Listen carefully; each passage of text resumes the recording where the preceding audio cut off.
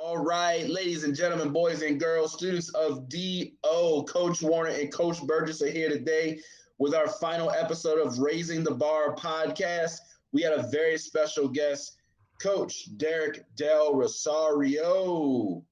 How we doing, Coach? Let's do Yeah, it. that's right. Coach Derek Del Rosario is the owner of a gym in Henderson, Nevada called Fit to Serve. Tell us a little bit about yourself and about your gym. Cool. Awesome. Well, thanks for having me on here, guys. Thanks for joining us. This is awesome. Yeah. What a blessing. Man, it goes back so far, growing up as a kid, just raised in a single family home and just a lot of abuse physically, verbally, and just going through that rough time really shaped and molded my kind of the future, what God had for me, going through a lot of this adversity, and got involved with the game of tennis at a young age, lived in not too good of areas, projects, and friends and cousins shot and killed and all these crazy things where I needed an escape route to get out of this. And my dad just kind of came alongside me and mentored me in third grade. And with that, we should never been involved with tennis, golf, any of that, because we had no means to do that. You live in the hood, you're playing basketball and throwing the football around, right? Yeah. That's it, man. It's like, so tennis was like, wow, what are we going to do with tennis? So I started playing tennis, and I just wanted to be around my dad. So whatever it was, I was going to hang out until he got off work at 5, and he was going to hit me some more balls. And then I started having a knack of it. And through the juniors, I started playing, junior tennis, 12s, 14s, 16s, nationally ranked, and then went on to play Division I tennis, San Jose State, number 2 singles and 1 doubles, and then went on to play on the ATP Pro Circuit after that. And that was short-lived, had a back injury, lost a few of my sponsors, had to come back to Monterey, start teaching tennis. Wasn't that bad of a job, people were like, why did you stop doing that? It was at, Pebble Beach in California, and just wanted something new. I've been doing that since I was 7 years old. I was 23 at the time, and moved to Vegas, man. Just never been to Vegas one time before that, and moved out here and used my tennis ability and skills and started teaching tennis at Club Sport. Back then it was probably the bigger tennis clubs, indoor tennis facilities, and just kind of started doing personal training, and one thing led into another. Where CrossFit came across my path. And what's crazy about CrossFit was when I was growing up as a kid, I had this rivalry, this guy named Greg Anderson. We played from 12. He was one age group ahead of me. He was 14, I was 12. But every weekend, he lived on the same peninsula. We would have this battle of sports. He would name 8 sports that he was good at, and I would name 8 that I was good at. I mean, it could be free throws, one-on-one basketball. It can be ping pong, pool. And then when we came down to the last sport, is tied up at the end of the day, we would play tennis because we were pretty even. And we would call this the Mojo tournament. And so that we had the cup, we had a whole cup, we had it engraved, and there was just bragging rights. And it was so neat, man. That rivalry we were all out to get each other. It was a friendly competition, but it was competitive. And so when CrossFit came about, it was like, man, this is what I did with my buddy growing up. It was just being well balanced in all sports, because we were trying to see who was going to be the best athlete. Who can jump the farthest, who had the best agility, who can have coordination of juggling the ball or whatever it may, who can throw the football the farthest. And then we came down to our prime sport. So that was kind of when I seen CrossFit in 2011, I was like, I'm in, man. This is perfect. Being a well-balanced athlete and running and throwing things and lifting things. And you get a really, not the mundane of doing a bicep curl and bench press for aesthetics. It's like, now we could use our athletic ability. This is pretty cool. My alley. And so in 2012, we launched Fit to Serve and got into our first building. And it was pretty neat. And to this day, do you still keep in touch with him by chance? Yes. You do? Yes. A lot of my friends, they play these senior tournaments and they play these later times, but we. So you said that you opened your first gym. You came across CrossFit in 2011 and you opened your first gym in 2012. Is that timeline about right? That's right. What do you need to start? What would you tell somebody? What do you need to start if you want to open up either a gym or a box, CrossFit specific? Well, what do you need to start? I would say first a vision. I would say a vision, right? A vision of what you're going to do, right? There's a lot of great things out there. I know a lot of people think about, hey, what's the money cost? They think of the financial means. But I think if you're going to set your foot into something and wholeheartedly be passionate about what are you passionate about and what's going to separate you from if that's a gym or if that's a CrossFit gym or that's anything, really, a niche. And no matter what gets in your way, you're never wavering. And so what is that? What is that? Right. And then you look at the, hey, how do I build a business plan? What does this look like financially? And sometimes that doesn't even really make sense on paper. And I say that because once you develop and know your calling, all the other things kind of come in place. The money, the people, the belief, the staff, the people who are backing you and believing you, even the members, right? We know that we go to gyms and even CrossFit gyms, you can count on so many fingers, like how many gyms you've been to. You go in, go out. You don't keep members forever. Right, but that's true. we're going to continue to come, even though they hit seasonal lows and there's downs and lows, but they're believing in your vision. They believe in your calling. They believe what you stand for, right? And I think that's the biggest thing to start. You have to have that. And what is that? Am I just going to open it up just because I'm going to be rich? Because you're not. I can tell you right away you're in the wrong field. You're going to have to love people and you're going to have to love just the sport of it, right? You're going to have to love getting results. And sometimes that is the financial benefit. That's the benefit that those deposits that you can make each week, each month. I think in a nutshell, you said vision, and that has to be so clear because there will be many obstacles. There will be much adversity. And you said you got to cling to that no matter what. I think that's important for kids to hear, for anybody to hear. Yeah. You mentioned your business plan. How did you come up with a business plan? Did you hire somebody to help you with your business plan, or did you just come up with it on your own? I came up with on my own. Well, God had a lot to do with it because it's faith and fitness, right? I came across. I just rededicated my life to the Lord, and I was in a place where things were not doing well in my marriage and a lot of things going on. I was making a lot of money in another field in real estate. But when that came crumbling down, I looked at myself and what do I have? And I decided right away that no matter what I do, it was going to glorify God as well. So my business plan was basically training other athletes in a Christian environment, in a godly environment, and build them up physically and spiritually so they can be balanced. And so it was just really the passion that I talked to people about was the business plan because there was nothing out there that like it. Tell us about how you came up with the name Fit to Serve.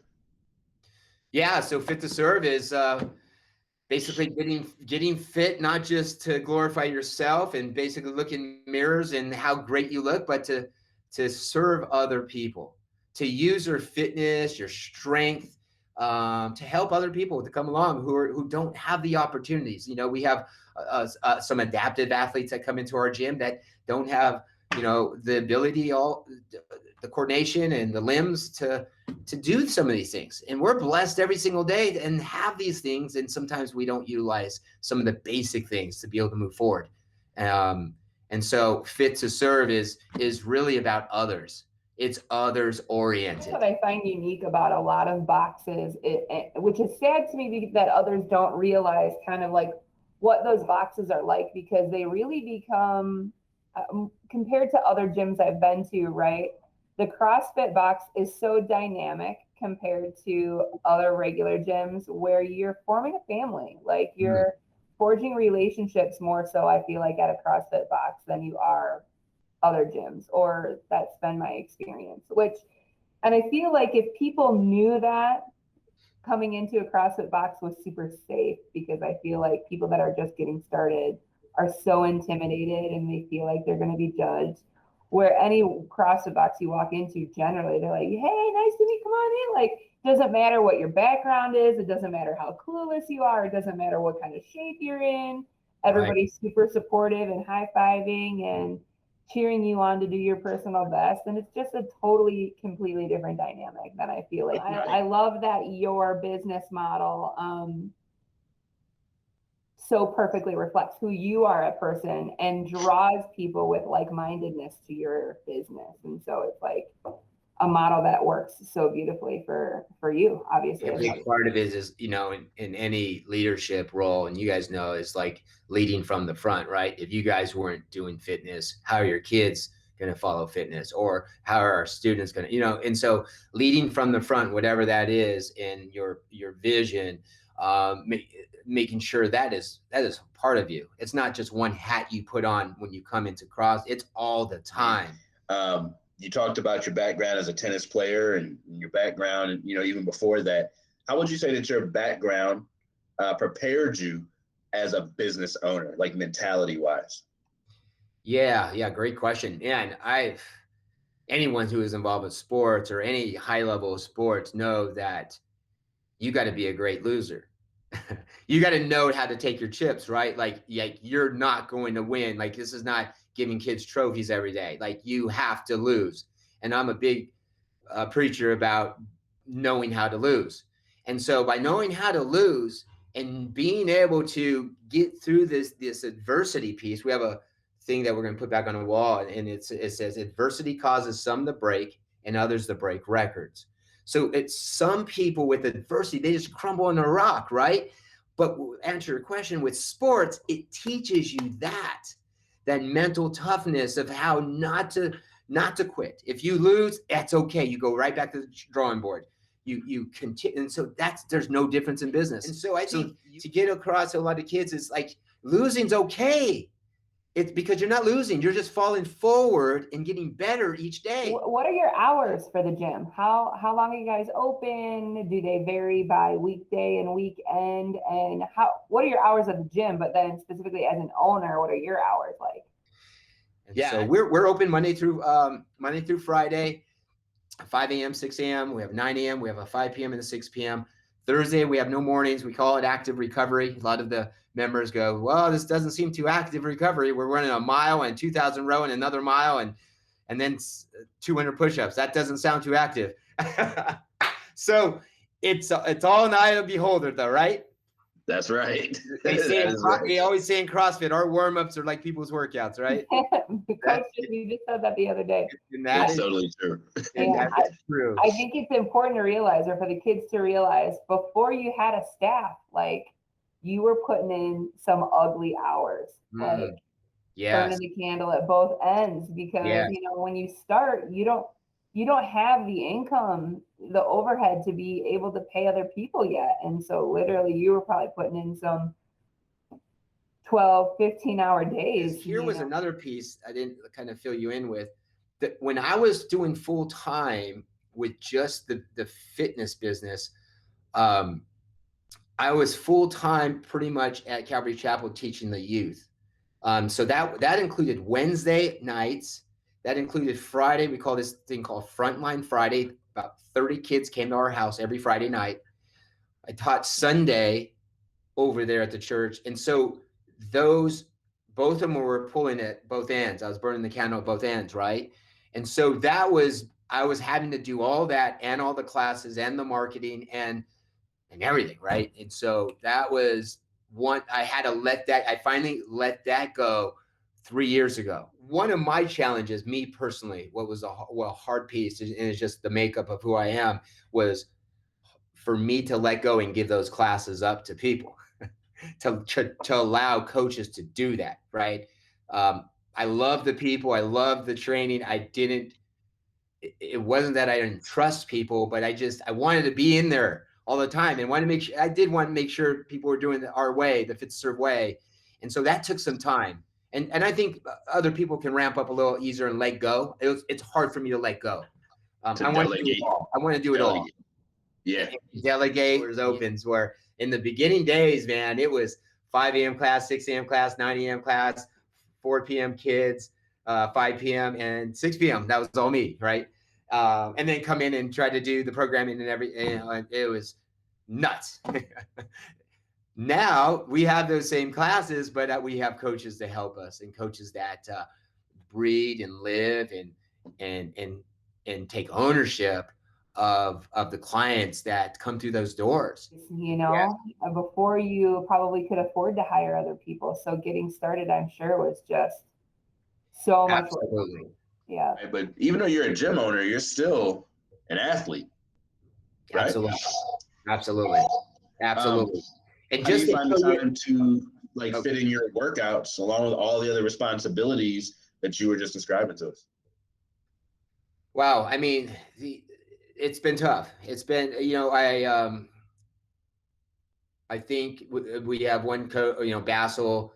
He's been pretty competitive in the open circuit, and programming a lot of his workouts has helped keeping me on track of, we have this little 7 a.m. to 9 a.m. piece I try to get in.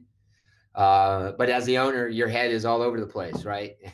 And you're thinking of, in the back of your mind, you have like 50 calls that you have to call when you get out of that session, and you may have to leave the session at 8 o'clock instead of 9. And so you go back to your office. And so a lot of stuff, the intensity is not always there.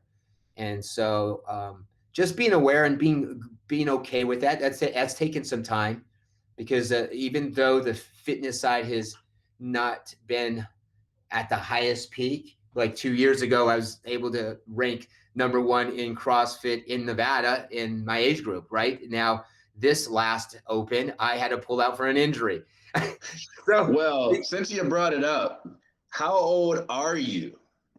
I'm a 48-year-old man. Old, grumpy. No, I'm walking with the cane. I'm walking with the cane right now. Yeah, 48. Grumpy, you are definitely not.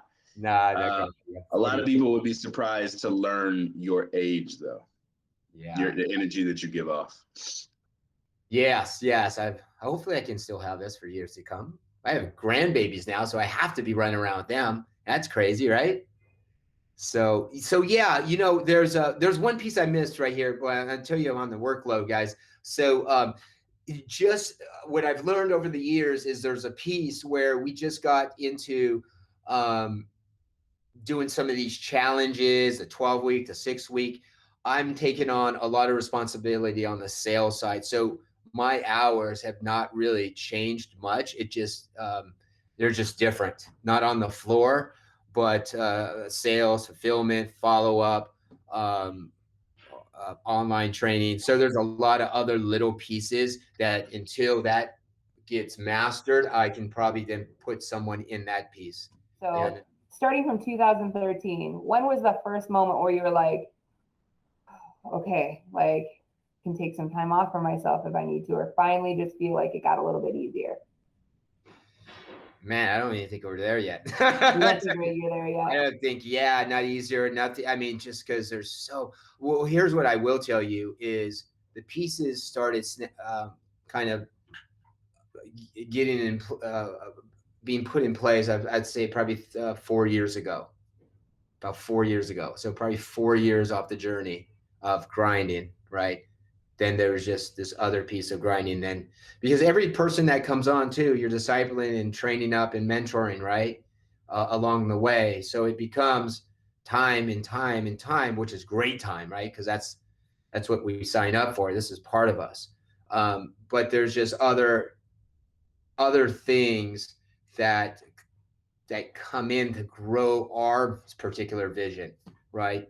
Other churches that we get involved with. This thing that we do on Saturday is called the Road Show, that we have a fitness piece and a spiritual piece that we tie in, that we're able to branch out and bring to, like we're going to Mexico in June, and we're going to be able to bring a road show down to Mexico at their training facility. So we're expanding the vision out. And so it takes, I think, time in relationships and talking. A lot of people think that like, hey, you're working, so you got your tool belt and you're nailing things, but the thought process and thinking and mentally drains you, right? And you guys know, even mentally working with athletes, if you coach 2-3 classes in a row, I tell our coach Basil, man, when you get to 2 or 3 in a row is about the max, where you're able to give out as much energy as you can, so the kids can kind of like, okay, he's all in or she's all in, not like, okay, the WOD of the day, go run your 400. You don't have the same enthusiasm, and they deserve that, right? They deserve to have you all in.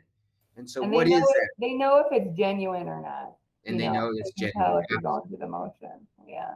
Absolutely. Absolutely. So if I hear you right, it's kind of like the way that your vision continues to expand. You're not even, and I know that your motto is to get comfortable with the uncomfortable. You're not even trying to make it easier. You're not trying to get to like a kind of plateau to maintain. That's not really something you're looking for.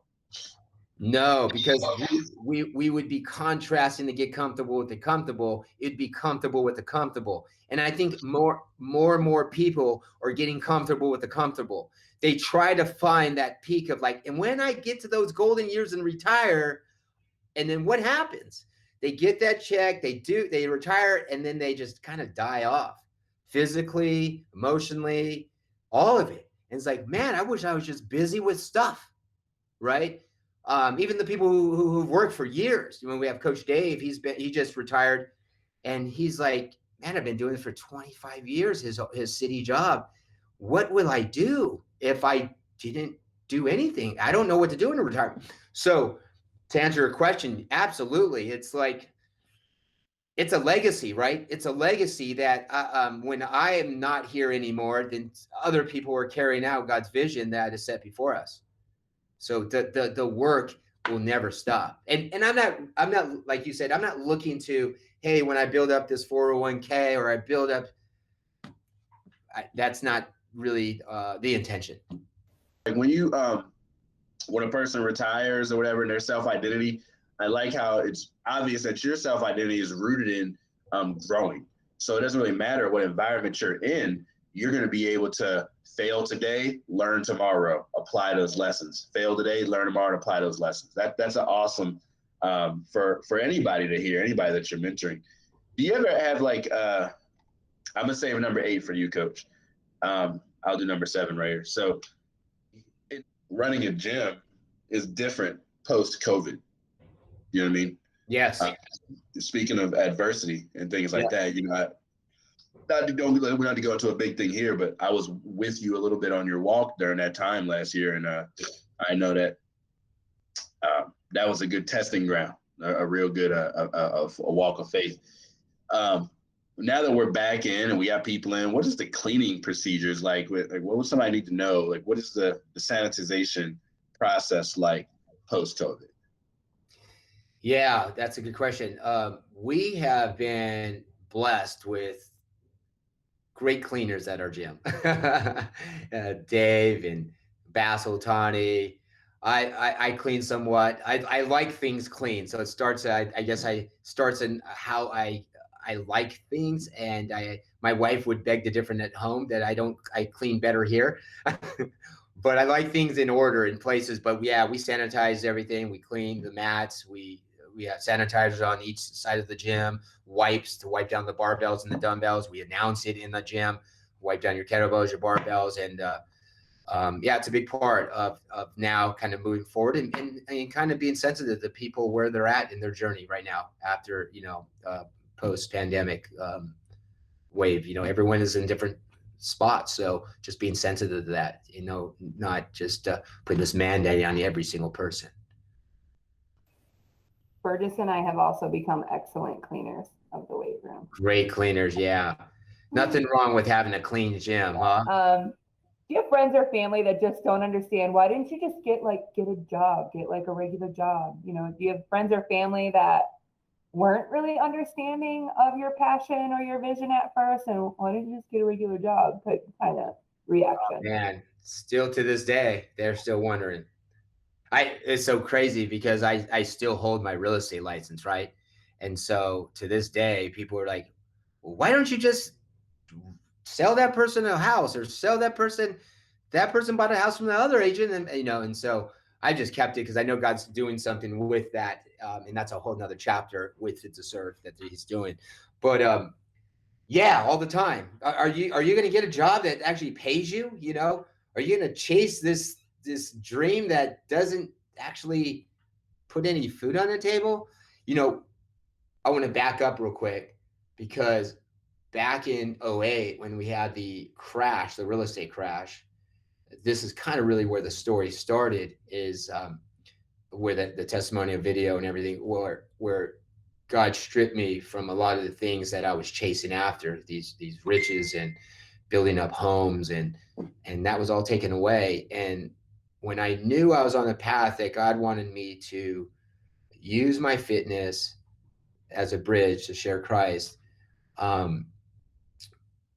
a lot of adversity came my way at that time. My real estate coach at the time. So I had a coach. I've always had a coach from growing up to business to real estate. And so this coach has paid a lot of money every month. And in 08, when the real estate market crashed, it was everyone was just begging to just grab a rental listing. I mean, it was, there's nothing to sell. The market crashed. So I got an invitation from my coach to start a satellite office. He lives in Huntington Beach. Start a satellite office in Vegas. And we opened up the envelope. My wife opened up the envelope. And just let me give you a little background. In our home, our AC was turned off. They repoed our car. We have 23 homes that are taken away, all rental properties. So I'm sitting in a 100-degree house. Our dogs are panting because we put an ice pack. I was taking pictures of our dog, sharing like, honey, this is going to be so awesome to be part of our testimony. She wanted to kill me. I'm like, this is the adversity we're talking about. So we get this letter, and it's a letter to come on board, 6-figure income with bonuses, start this real estate office and start coaching. And I told my wife at that time, I said, hey, I'm going to pray about it. She goes, pray about what? We got money finally. Like, we had nothing. And then her mom and her family were like, he's the head of the household. He's supposed to provide. And I said, this is the one key thing that that's really stuck to me. God put in my heart that you have tried to be the head of the household financially, and look what it got you. You took your eyes off of me. Now I'm going to have you build up spiritually and be the head of the household. And I told her that it did not make sense, right? It was like feud, right? But as God started shaping and molding this story that I had, I just got passionate. I just wrote out my story, like 200 and something pages, just every detail since I was 9 years old. Back then it was just paper and pen. And I gave it to a lady, all kinds of grammar mistakes, everything. She developed into like a story. But I was going back to all the things that I counted as horrible, and I seen how much I was blessed with. And I got to write that all down, and that developed my passion. And I wasn't going to waver. No money, nothing was going to throw in front of me. It's for me to go back into old lifestyle. Not that money is bad, but I wasn't going to lose the passion, the vision to the calling that I was given that day. Here's another one for you, man. It's time for speed round. Oh man, what is this about? Are you ready? Think of it as a mental wad. Oh man, here we go. All right. The ham wrap so we can build up rounds. Dun, dun, dun. All right. You ready? Yeah. Favorite CrossFit workout? It's supposed to be fast, right? I'd say Fran. Fran? Yeah, we can get it over with. Kettlebell, dumbbell, barbell. You can only pick one. Barbell. Favorite exercise? Overhead squat. Least favorite exercise? Deadlift. Oh, okay. I'm giving you all the ones that people hate and I love, and vice versa. Sorry. Right. Coach Warren and I were like, is he going to say burpees? Is he going to say burpees? I don't really hate burpees that much. I'm That's the most popular one so far. I know. Would you rather explore deep space or deep sea or outer space? Deep sea. What's your fastest mile time? 6:45, a long time ago, not now. You're talking about today? No. Oh, no. Yeah. Probably about 6. No, I would say about 6:15 back when I started CrossFit. Vacation in the beach or vacation in the woods? Oh, beach all day, man. I glamp all night. Give me a blow dryer. Give me some lotion. run with the bulls or swim with the dolphins? Dolphin swimming.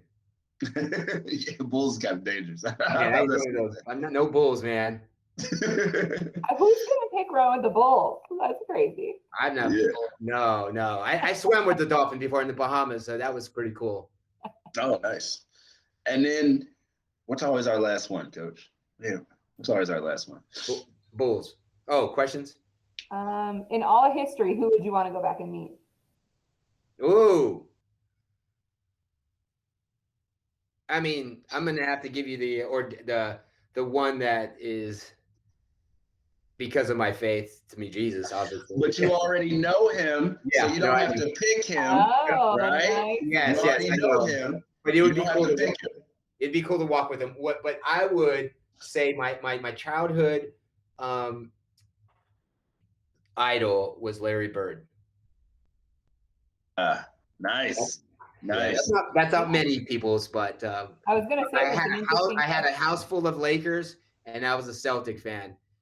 You go the opposite way, huh? I love the Celtics. I loved. I was a big shooter in basketball, so I love modeling shooting after Larry Bird. That was the one guy. I was like, man, and I know his whole story, everything. When he retired, I was like, oh no, yeah.